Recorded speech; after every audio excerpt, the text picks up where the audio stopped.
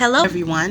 This is the Crimson Cure, welcoming you to the Crimson Tower, a place where we keep a feminine foot on the neck of the gynocracy, feminism, and black male misandry.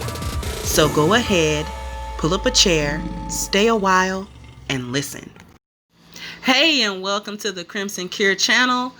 We're going to go ahead and get right on into the topic, but first, a word from our sponsor.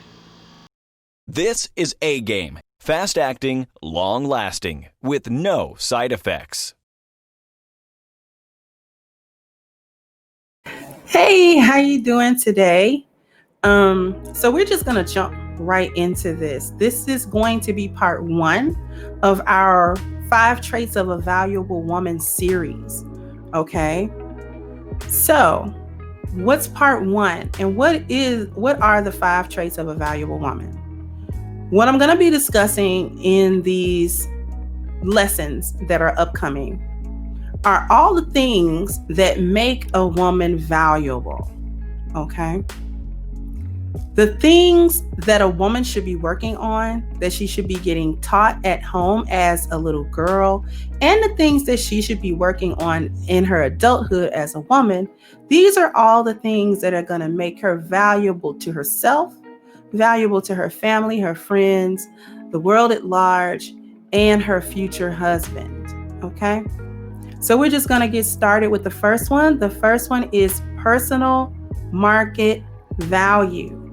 So we're going to write that right on down. Let's see. Personal market value.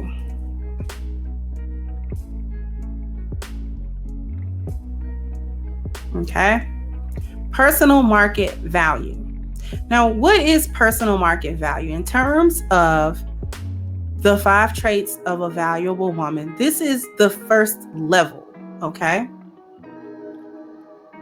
Personal market value is the value that you have to yourself. It is quite literally your personal value. What exactly does that mean? Your personal value are all the things that you think and feel about yourself. It includes your self-esteem. It includes your sense of self-worth, your own self-image, and all of those things. Now, this is supposed to be cultivated as you are growing up as a little girl. If you're growing up in an ideal way, or at least a positive, functional family, this should be something that your mother and father help you to develop as a little child. As you grow older in your childhood and become more self-aware, they're supposed to be teaching you about positive self-image, helping you to have higher self-esteem, self-respect, self-value, etc., etc. Okay?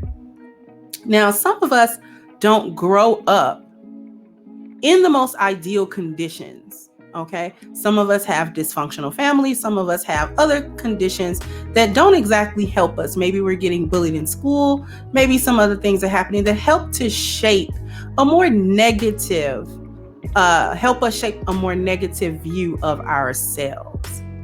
But the personal market value is really a woman's core.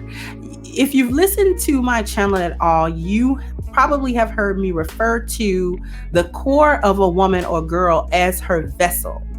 And the reason why I refer to women as vessels is because we hold things. We are the holders of energy. We are the ones who don't necessarily produce the energy, but we absorb it and we intake the energies around us. And without getting too far into, a more esoteric type of thing, that's why I call them vessels. Because a vessel is, think of a vessel like a cup or a vase or a goblet or a chalice.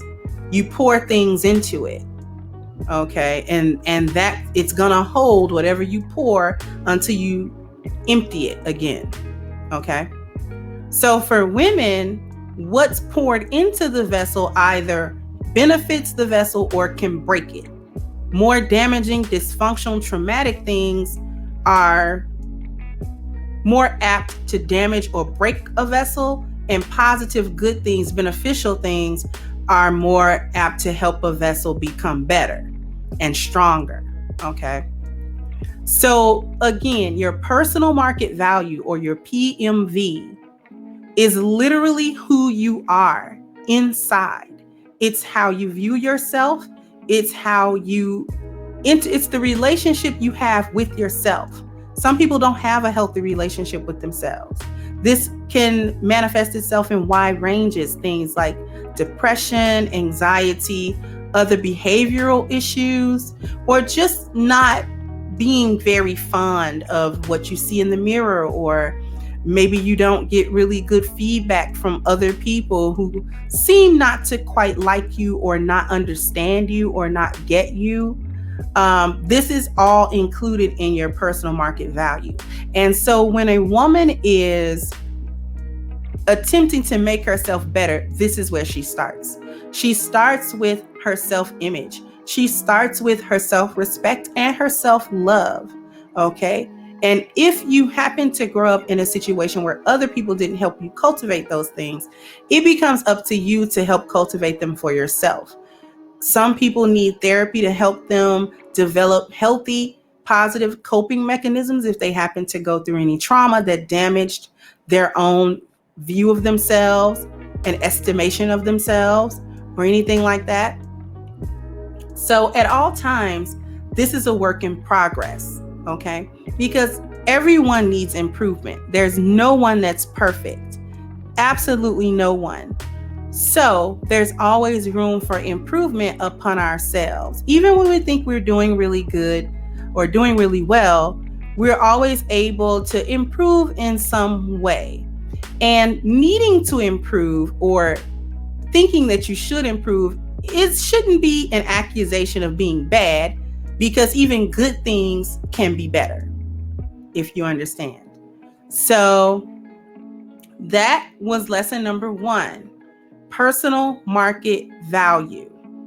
How you see yourself. This should always be positive, because everything else in this lesson that you're going to hopefully enjoy and get something from all hinges on the integrity of the personal market value. If your personal market value is low, everything else suffers in one way or another, because it becomes a trickle-down effect. So you don't want negativity to trickle down. We always want to make sure that positive things are trickling down and filtering into other areas of our lives and how we interact with other people. Because when your self-esteem is high, when you have confidence, when you are more sure of yourself, your interactions with people have a tendency to be better. People feel your energy. They feel how you feel about you. And what that has a tendency to do is inform them how they should feel about you.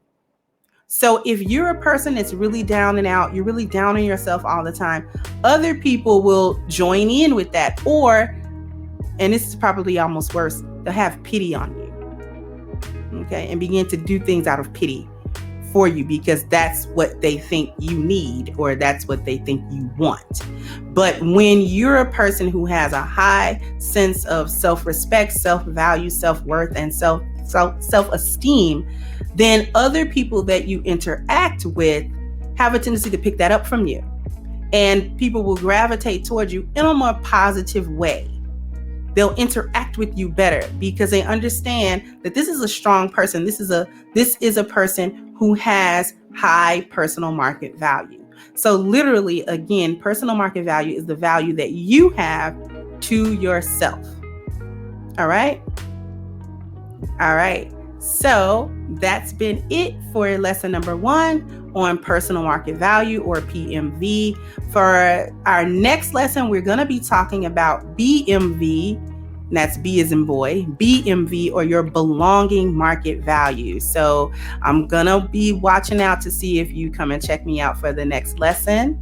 All right. This has been yet another Crimson Cure production. And I'll catch you guys on the next lesson. Peace out.